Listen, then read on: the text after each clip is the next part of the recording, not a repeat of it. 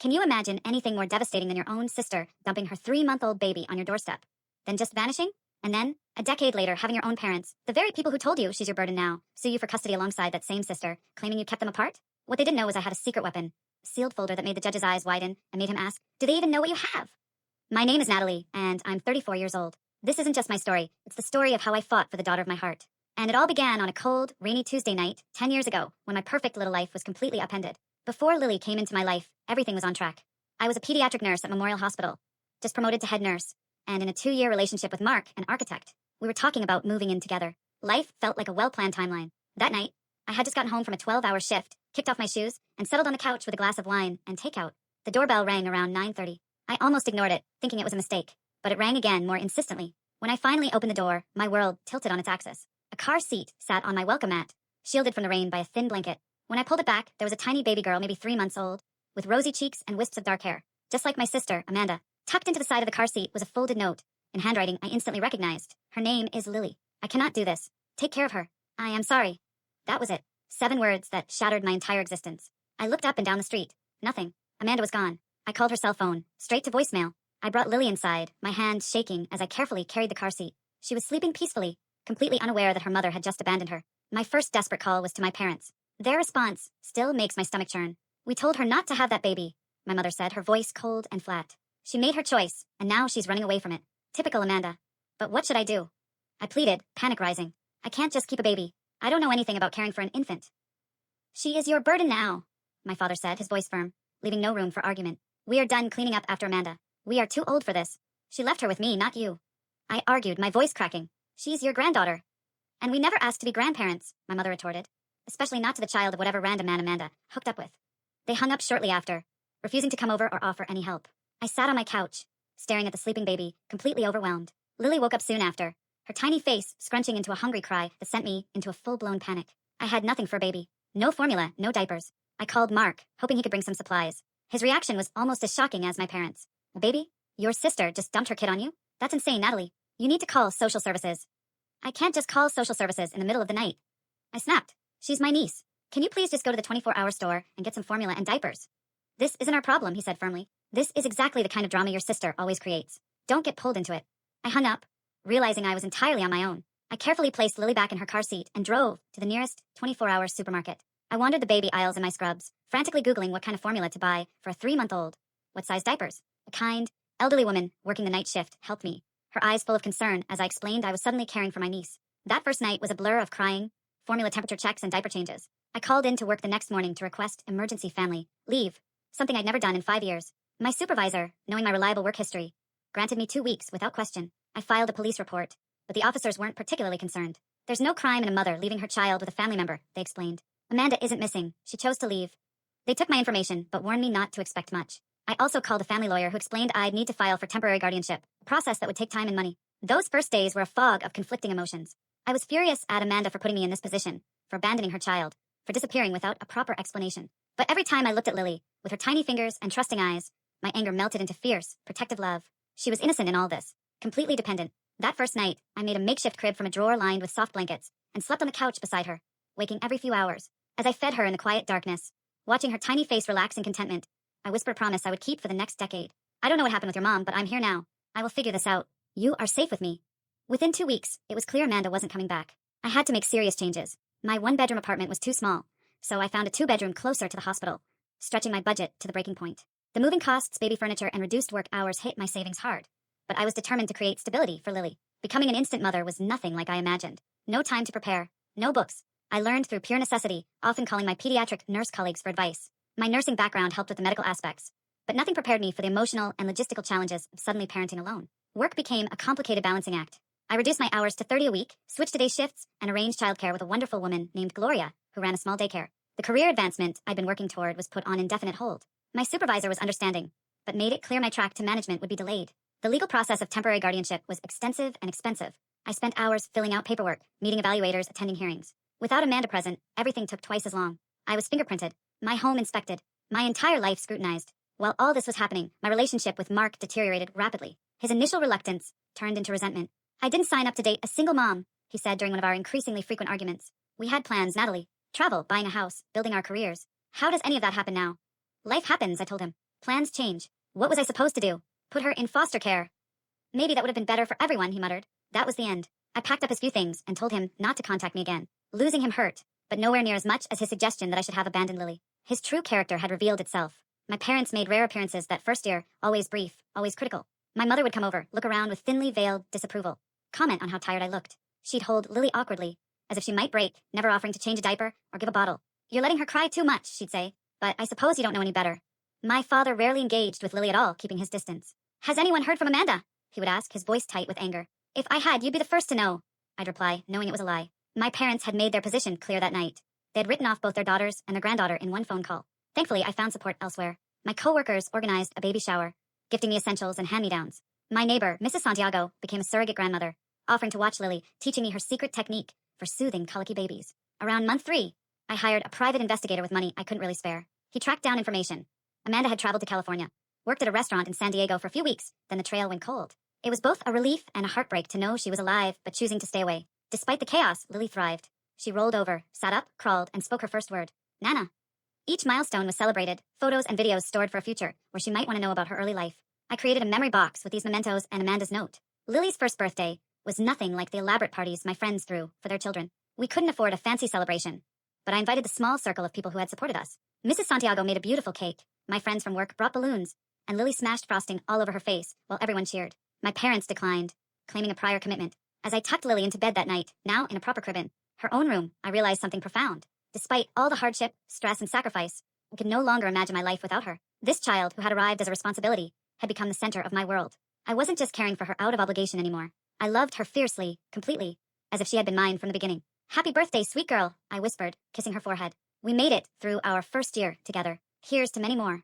5 years passed in the blink of an eye. Lily started kindergarten, a milestone that filled me with equal parts pride and nostalgia. Our morning routine was a well-established, choreographed dance. Lily was an early riser, often waking me by climbing into my bed with her stuffed bunny, Hoppy, and a steady stream of questions. Nana, is today library day? Can I wear my star shoes? Will you make pancakes with blueberry smiles?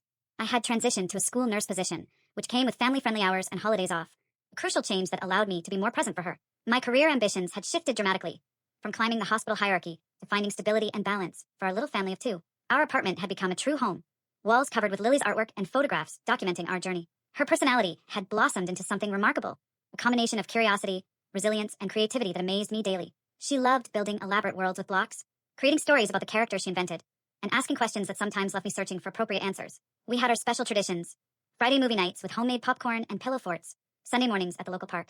These simple rituals created the stability children crave, especially those who have experienced early disruption. As Lily grew older, her questions about her origins became more frequent. I had always been truthful in age-appropriate ways, explaining that her mother was my sister, who hadn't been ready to be a mommy. Where is she now? Lily would ask, her eyes wide with innocent curiosity. I don't know exactly, I'd answer honestly, but she made sure you came to me because she knew I would love you very much. Will she ever come back? I don't know that either, sweetheart. But no matter what, you and I are a family. To help her understand, I created a storybook with pictures, explaining how families come in all shapes and sizes. Some with grandparents, some with 2 moms, some with just 1 parent, and some, like Lily, with an aunt who loves them more than anything in the world. My parents maintained their distance, visiting perhaps 3 or 4 times a year, always with the same tension and criticism. My mother would bring gifts often inappropriate for Lily's age. Yet another tutu for a child who preferred dinosaurs and building blocks. She should be in ballet by now, she'd comment. My father remained emotionally unavailable, asking surface-level questions, never engaging in play. His anger at Amanda seemed to have calcified into a general coldness toward all of us. Lily, sensitive and perceptive, would become quieter during their visits. My personal life remained largely on hold. Dating as a single mother was complicated enough.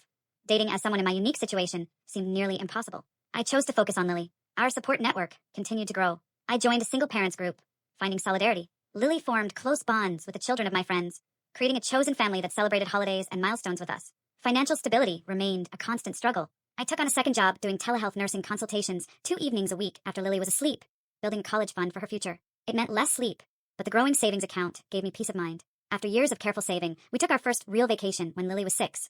A trip to Disney World that she still talked about years later. Watching her face light up made every extra shift worthwhile. Lily's artistic talents began to emerge around this time. Her kindergarten teacher noted her unusual attention to detail, and I encouraged this interest with art supplies and museum visits. She would spend hours creating elaborate pictures of our adventures, real and imagined, that captured our special bond. As I approached the 5-year anniversary of Lily's arrival, I reflected on how completely my existence had transformed. My apartment was filled with children's books instead of novels. My refrigerator displayed spelling tests. My schedule revolved around school events. None of it resembled the life I'd planned. Yet I couldn't imagine wanting anything different. In a box under my bed, I kept letters I'd written to Amanda over the years but never sent. Sometimes I wondered if Amanda ever thought about the daughter she'd left behind. Look what I made for you, Nana. Lily called, interrupting my thoughts as she ran into the kitchen, holding a carefully drawn picture of two figures, one tall, one small, surrounded by a large red heart. That's beautiful, sweetie, I said, pulling her into a hug. Is that us? Yes, that's you and me inside a heart because we are a heart family, not a blood family. Miss Peterson told us that some families are made from blood and some are made from heart, and heart families are just as real. Miss Peterson is very wise, I said, blinking back tears. We are definitely a heart family, and that's the best kind, Lily declared with the absolute certainty only a 5-year-old can possess. I hung the picture on the refrigerator, a visual reminder of what we had built together out of the most unexpected beginning. For more years passed in a comfortable rhythm of school years, summer breaks, holidays, and the everyday moments that form the foundation of a family life. Lily was 9, thriving in 4th grade with good friends and a passion for both art and science. She had grown into a thoughtful, resilient child, with my sister's artistic talent, but a steadiness of character that was entirely her own. The phone call came on an ordinary Tuesday evening as I was helping Lily with her science project about the solar system. An unknown number flashed on my screen, which I almost ignored. Some instinct made me answer instead. Hello, Natalie. The voice was hesitant, familiar, yet strange after so many years. It's Amanda. My hand tightened on the phone as I stepped quickly into my bedroom, away from Lily's curious eyes. Amanda, where are you? Are you okay? I'm fine. I'm actually in town. I was hoping we could meet. Her voice sounded steadier than I remembered, more mature. We arranged to meet at a cafe the next day while Lily was at school. I spent the night alternating between anxiety, anger, and a strange sense of relief that she was alive and well. I told Lily I had a doctor's appointment, hating the small lie, but I needed to understand Amanda's situation before involving her daughter. The woman who walked into the cafe was almost unrecognizable. Amanda was 32 now, her hair styled in a sophisticated bob, not the wild curls of her youth. She wore a tailored blazer and carried an expensive handbag. She looked healthy, put together, worlds away from the overwhelmed young mother who had left her baby on my doorstep a decade ago. You look good, she said as she sat down across from me. Really good. You too, I replied, studying her face for traces of the sister I had once been close to. You seem well. I am, she said, twisting her hands nervously despite her composed appearance. I've been sober for 7 years now. I completed rehabilitation, got my degree in graphic design, and I'm married to a wonderful man named Thomas. She proceeded to tell me a story of recovery and redemption. After leaving Lily with me, she had spiraled further into drug addiction, living on the streets of San Diego for a time before hitting rock bottom and checking herself into rehab. There she met Thomas, a counselor, and after completing her program, they had eventually married. They had no children of their own. I wasn't fit to be a mother then, she admitted. I was using heavily during my pregnancy, though I tried to stop. I was terrified Lily would have health problems. When she seemed okay, I thought I could handle it. But the postpartum depression hit hard, and I went back to using. The night I brought her to you, I had been using for days. I knew I was going to hurt her if I kept her. Leaving her with you was the only good decision I made during that time. I showed her photos on my phone of the childhood she had missed. Lily's first steps, first day of preschool, kindergarten graduation, birthday parties, Halloween costumes, Christmas mornings. Amanda wiped tears as she swiped through the evidence of a decade of absence. She's beautiful, she whispered. So beautiful and clearly happy. You've done an amazing job, Natalie. My emotions were chaotic, a mixture of old anger and a new, cautious hope that perhaps Lily could have a relationship with her birth mother after all. We talked for hours, carefully navigating a decade of separation and the complex reality. I would like to meet her, Amanda said finally, if you think that would be okay. After careful consideration and consultation with a child psychologist, I arranged the first meeting between Amanda and Lily. I prepared Lily by explaining that my sister, her birth mother, had been very sick when Lily was a baby, but was better now and wanted to meet her. I emphasized that nothing would change about her life, but that Amanda might become a part of our extended family like an aunt. The meeting took place at a neutral location, the Children's Museum. Lily was uncharacteristically shy, clinging to my hand. Hello, Lily, Amanda said softly. I've been looking forward to meeting you for a long time. Hi, Lily replied, half hiding behind me. Nana says you're her sister. That's right, and I'm also your birth mother, which means you grew in my tummy before you were born. Lily nodded solemnly. My real mom because she takes care of me and loves me and helps me with homework and makes me soup when I'm sick. Amanda's eyes filled with tears, but she smiled bravely. That's absolutely right. You're very lucky to have such a wonderful mom. Over the following months, Amanda became a cautious presence in our lives. We established a routine of supervised visits, gradually increasing the time as Lily became more comfortable. Amanda was respectful of boundaries, never pushing for more than I was comfortable with, always deferring to my parenting decisions. She brought thoughtful gifts that showed she was paying attention to Lily's interests. After about 6 months of this careful dance, Amanda dropped the bombshell. She and Thomas were moving permanently to our city. She had accepted a job at a local design firm, and they had purchased a house just 20 minutes from our apartment. We want to be closer to Lily, she explained over coffee, to be a regular part of her life. Warning bells rang in my head, but I pushed aside my concerns. This could be positive for Lily, I reasoned, having her birth mother in her life in a healthy way. I invited Amanda and Thomas for dinner, wanting to get to know the man who would be around my niece. The dinner went well on the surface. Thomas was charming and engaging, asking Lily about school and complimenting my cooking. Yet, something felt off about his 2 perfect responses and the way he watched Amanda, as if monitoring her. The other shoe dropped during dessert. We have been thinking, Amanda said. glancing at Thomas for encouragement. That now that we're settled and financially stable, I'd like to be Lily's mother again. Legally, I mean.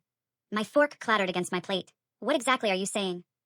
We think it would be best for Lily to live with us, Thomas interjected smoothly. Of course, you would have liberal visitation. You've done an amazing job raising her, Natalie, and no one can take that away from you. But a child belongs with her mother when possible. I am her mother, I said, my voice low to avoid alerting Lily, who was showing Thomas her art supplies in the living room. I have been her mother for 10 years while you were nowhere to be found. Biologically, I am her mother, Amanda countered, and I'm in a much better position now to provide for her. You're in a tiny apartment, working 2 jobs. We have a house with a yard and a top school district. Thomas makes 6 figures. She could have her own room, a college fund, vacations, everything children should have. She already has everything she needs, I said, struggling to keep my voice steady, including stability and security with the only parent she has ever known. The conversation ended uneasily with promises to discuss it further. After they left, I sat in stunned silence, processing the threat to everything I had built with Lily. I had naively believed Amanda wanted to be a supportive presence in Lily's life, not to replace me entirely. The situation deteriorated further when my parents unexpectedly contacted me. They requested Sunday dinner at their house, including Lily. When we arrived, Amanda and Thomas were already there, looking comfortable in my childhood home. Your sister has told us everything, my father said after an uncomfortable meal, where my mother fussed over Amanda as if she was the prodigal daughter returned in glory. About her recovery, her marriage, her desire to be a proper mother to Lily. She has turned her life around, my mother added, beaming. We are so proud of her. You have been in contact with her? For how long? I asked, pieces suddenly falling into place. My parents exchanged glances. We reconnected about 3 years ago, my father admitted. Amanda reached out when she completed her rehabilitation program. 3 years. I repeated numbly. You have known where she was for 3 years and never told me. She asked us not to, my mother said defensively. She wanted to get herself together first. And now that she has, my father continued, we think it makes sense for Lily to be with her real mother. Amanda and Thomas can provide a traditional family environment with 2 parents. You have done your part, Natalie. But it is time to do what is best for Lily. Blood is blood, my mother added. She deserves to be with her actual mother. The betrayal cut deep. Not only had Amanda returned with the intention of taking Lily, but my parents had apparently been supporting this plan, maintaining contact with Amanda for years while continuing their cold, critical visits to us. We are leaving, I said, standing abruptly and reaching for Lily's hand. Lily, put on your coat, please. But we haven't had dessert. Lily protested, confused by the tension. We'll get ice cream on the way home, I promised, helping her with her coat while avoiding eye contact with my family. As we drove home, Lily was uncharacteristically quiet. Nana, she finally said in a small voice. Grandma said I might go live with Aunt Amanda and Uncle Thomas. Is that true? My heart broke at the anxiety in her voice. No, sweetie, you live with me. That is your home. But she said Aunt Amanda is my real mom and I should be with her. I pulled the car over, unbuckled my seatbelt, and turned to face her fully. Listen to me, Lily. You and I are a family. We have been since the day you came to me. Nothing is going to change that. I promise you. Her bottom lip trembled. Cross your heart. Cross my heart, I said firmly, making the gesture that had sealed all our important promises since she was tiny. No one is going to take you away from me. That night, after Lily finally fell asleep, I found her in the throes of a nightmare, calling out, No, don't take me. As I held her, soothing her back to peaceful slumber, a cold determination settled in my chest. I would fight with everything I had to keep my promise to her. The certified letter arrived 3 weeks later, its formal language disguising the bomb it contained. Amanda was petitioning for restoration of her parental rights and custody of Lily. The family court date was set for 30 days later. Each legal term felt like a physical blow. Biological parent, termination of guardianship, best interests of the minor child, home study, psychological evaluation. The words swam before my eyes as I realized that the life we had built could be dismantled by a judge who knew nothing about our bond, our daily rhythms, our love. I emptied my savings account and took out a loan to pay the retainer for Julia Hernandez, an attorney specializing in family law. Her office was warm but professional, with children's books and toys, suggesting she understood the human stakes. I won't sugarcoat this, Julia said after reviewing my case. Biological parents have strong rights, even ones who have been absent. However, the length of time you've been Lily's caregiver and the circumstances of the abandonment work in your favor. 10 years is practically Lily's entire life, and judges are reluctant to disrupt a child's stable environment without compelling reasons. We developed a strategy, focusing on documenting the reality of our life. I gathered school records, medical records, and requested letters from Lily's teachers, neighbors, and friends. When the initial legal documents from Amanda's attorney arrived, I discovered something that sent me reeling. My parents had provided affidavits supporting Amanda's petition, making claims that stunned me with their dishonesty. According to my mother's statement, I had manipulated the temporary situation to alienate Lily from her biological mother and extended family. My father claimed I had refused numerous requests for family visitation and deliberately kept Lily separate from family traditions. Both portrayed Amanda as a young mother who had made a mistake and deserved a second chance. This is completely false. I told Julia, my handshaking. They visited only when it suited them, showed minimal interest in Lily, and were critical of me at every turn. They knew where Amanda was for years and never told me. Now, they're painting me as some kind of villain who stole her child. Family custody battles often bring out the worst in people, Julia said gently. The good news is that these statements can be refuted. We can document the actual frequency of their visits and communication. Do you have text messages, emails, or other records of your interactions with your parents over the years? I did. I had saved them out of habit, never imagining they would be evidence in a custody battle. The stress began to affect Lily. She started having trouble sleeping, became clingy before school, and her grades began to slip. Her teacher called to report that Lily had burst into tears when another child talked about moving. I arranged for her to see a child psychologist specializing in family transitions. Lily exhibits significant anxiety about potential separation from her primary caregiver, the psychologist reported. Forcing a custody change could result in significant emotional trauma. The bond between them is profound and should not be disrupted. I rehired the private investigator, asking him to look into Amanda and Thomas's claims about their stable, perfect life.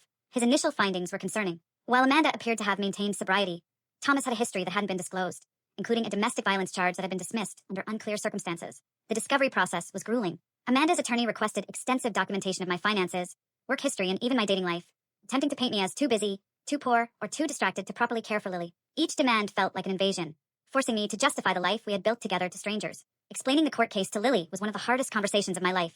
I had promised her she would stay with me, and now I had to prepare her for the possibility, however remote, that a judge might decide otherwise. The judge has to listen to everyone and make a decision about what is best for you, I explained, sitting with her on the edge of her bed. Aunt Amanda wants you to live with her and Uncle Thomas, and I want you to continue living with me. The judge will decide, but I want to stay with you, Lily said, her eyes filling with tears. Why does a judge get to choose my mom? I already chose you. I know, sweetheart, I said, pulling her close. And I chose you too. We're going to tell the judge that, and I will do everything I can to make sure we stay together. Will I have to talk to the judge? She asked, fear evident in her voice. Maybe, I answered honestly. But if you do, I will be right there with you, and you just have to tell the truth about how you feel. I'm scared, she whispered. Me too, I admitted. But being scared is okay. Sometimes we will be scared together, and we will get through this together, just like we have gotten through everything else. As the court date approached, I tried to maintain as much normalcy as possible for Lily's sake. We kept our Friday movie nights and Sunday park visits. I helped with homework, attended her art show, and pretended everything was fine while my insides twisted with anxiety. The timing of Amanda's return after exactly 10 years seemed suspicious, a detail that nagged at me. I mentioned it to the private investigator. That does seem convenient, he agreed. Let me look into whether anything changes legally at the 10-year mark. 2 days later, he called, urgency in his voice. We need to meet. I found something significant. He arrived at my apartment with a folder of documents, waiting until Lily was engrossed in a TV show before spreading them on my kitchen table. Your sister's husband has been systematically searching for your niece's biological father, he explained, pointing to social media searches and database inquiries. Based on the timing and nature of the searches, it appears they located him approximately 6 months ago, just before they contacted you. Why would they be looking for Lily's father? Amanda never even told me who he was. Because of this, he said, pointing to another document. The man they identified, Jason Reynolds, inherited a significant sum from his grandfather last year. We're talking multiple millions. If Amanda regains custody of Lily and establishes paternity, she could potentially claim substantial child support retroactively, plus secure future financial benefits for Lily that they would control as her guardians. The pieces fell into place with sickening clarity. Amanda's sudden interest in motherhood after 10 years, the perfectly timed reappearance, the convenient redemption story, the expensive lawyer. It was not about wanting Lily back at all. It was about money. Can you document all of this? I asked, my voice steady, despite the rage building inside me. Already done, he replied, tapping the folder, along with evidence contradicting several claims in their court filings. Thomas's business is actually struggling, not thriving. Their perfect house is mortgaged to the hilt. And most importantly, I have documented evidence of your parents' knowledge of Amanda's whereabouts for years, directly contradicting their sworn statements. I compiled all the evidence into a sealed folder that would become the centerpiece of our case. When Julia reviewed it, her professional demeanor cracked slightly. This changes everything, she said. The judge needs to see this. The county courthouse was an imposing building of stone and glass, its formal atmosphere immediately intimidating. I wore my most professional outfit, a navy blue suit I had purchased specifically for this day, wanting to project stability and competence. Lily was staying with her art teacher, a kind woman who had volunteered to keep her occupied. Amanda and Thomas sat at the table across the aisle, both immaculately dressed. Amanda in a conservative floral dress that suggested maternal warmth.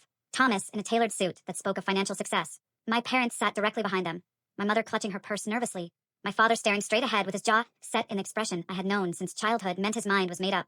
Judge Harmon, a woman in her 60s with silver hair and reading glasses, called the court to order. The court's primary concern is the best interest of the child, she stated firmly. We will hear testimony from all parties involved and review the evidence presented. I expect complete honesty and respect for these proceedings. Amanda testified first, telling a compelling story of youthful mistakes, hard-won sobriety, and maternal longing. She described her marriage to Thomas as loving and stable, their home as spacious and child-friendly, their finances more than adequate to provide Lily with advantages I could never offer. She wept at appropriate moments, describing her regret at missing years of Lily's life and her desire to make up for lost time. I made a terrible mistake when I was young and addicted, she said, dabbing at her eyes. But I have worked so hard to become someone worthy of being Lily's mother. I want to give her the life she deserves with a mother and father who can provide everything she needs. Thomas followed with equally polished testimony, describing their 4-bedroom house with a backyard, the excellent school district they had chosen with Lily in mind, and his financial ability to ensure she would never want for anything. We can offer Lily stability, a traditional family environment, and opportunities that simply are not possible in her current situation, he said confidently. While we respect what Natalie has done, we believe Lily belongs with her mother and in our home. My parents testified next, both reinforcing Amanda's narrative. My mother spoke of her joy at Amanda's recovery and her belief that Lily would benefit from a relationship with her real mother. She claimed I had been resistant to family gatherings and had deliberately kept Lily separate. Natalie has always been stubborn, she said with a sigh that suggested long-suffering patience. Once she decided Lily was hers, she shut out the rest of the family. We tried to be involved, but she made it so difficult. My father's testimony was briefer, but equally damaging. He described Amanda as reformed and deserving of a second chance, while characterizing me as controlling and unwilling to acknowledge Lily's need for her biological mother. Blood is blood, he stated, echoing the sentiment from our family dinner. A child belongs with her real mother when that is possible. Natalie has done her duty, but it is time for Lily to be with Amanda.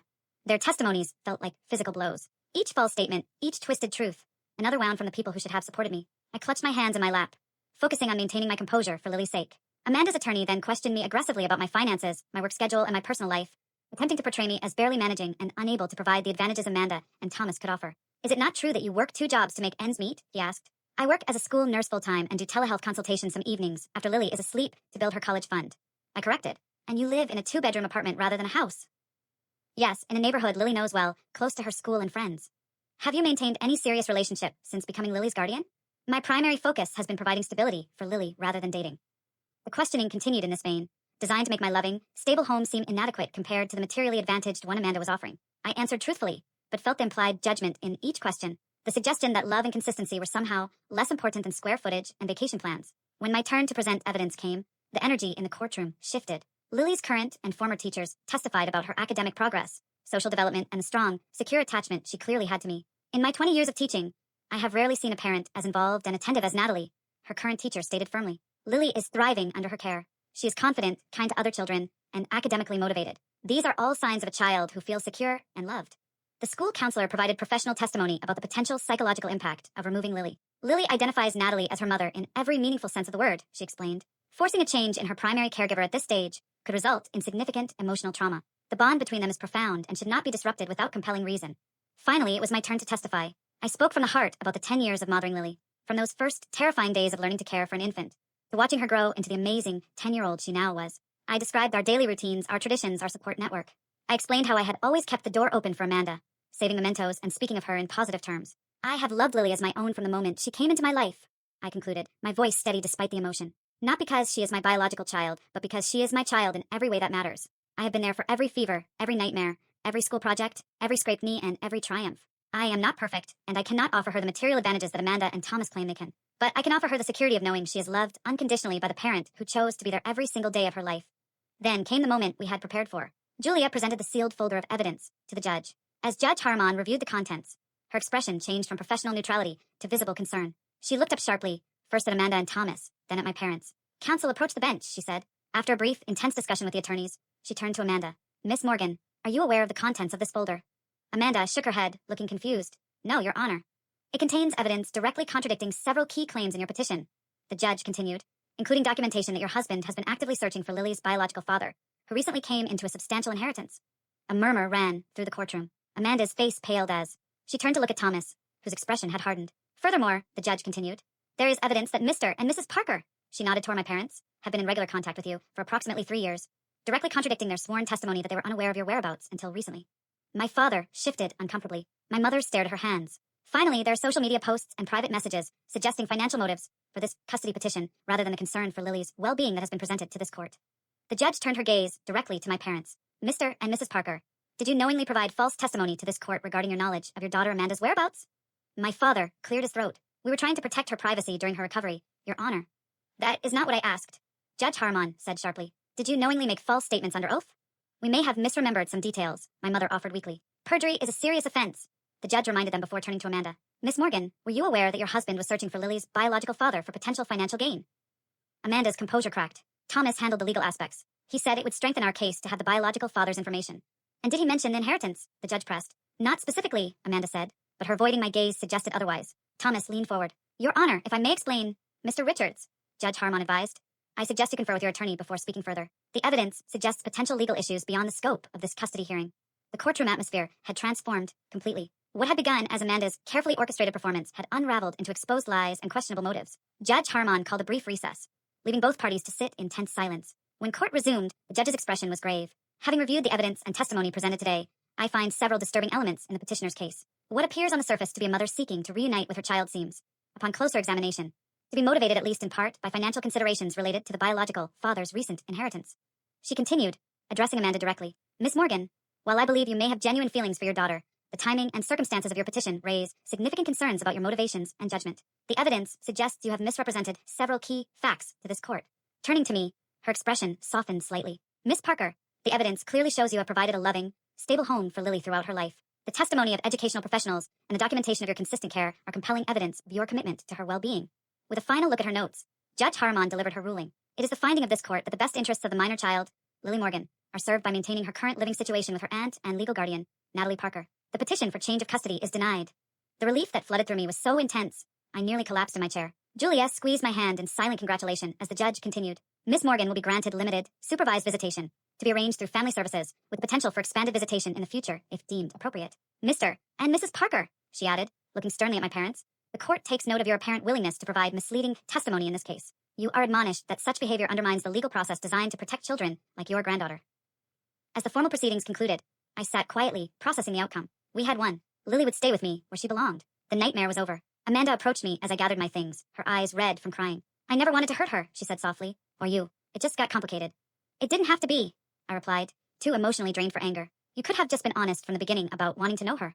She nodded, looking down. I know. Thomas thought. It doesn't matter what he thought. I should have known better. I simply nodded, unwilling to absolve her in that moment, and walked out of the courtroom toward the sunlight and the freedom to continue being Lily's mother without the shadow of uncertainty hanging over us. The moment I picked up Lily from her art teacher's house was one I will never forget. She ran to me, scanning my face anxiously. What did the judge say? Do I still get to live with you? I knelt down to her level, taking both her hands in mine. Yes, sweetheart, I said. The judge said you stay with me. We are still a family, just like always. Her entire body sighed with relief as she threw her arms around my neck. You promised. You crossed my heart promised, and you kept it. I will always keep my promises to you, I said, holding her tightly and breathing in the scent of her hair, allowing myself to fully feel the weight that had been lifted from my shoulders. Always. That evening, we celebrated with pizza and ice cream, a simple feast that felt like the most luxurious meal imaginable. As Lily chatted excitedly about an art project, I marveled at her resilience and her capacity for joy despite the uncertainty she had been living with. The aftermath of the court case required careful navigation of new boundaries with my family. I arranged to meet my parents at a neutral location without Lily present, needing to address their betrayal directly. How could you lie in court?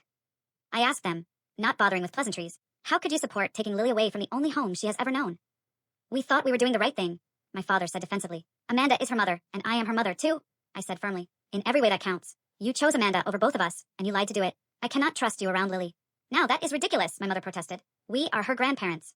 Grandparents who are willing to traumatize her to get what you wanted.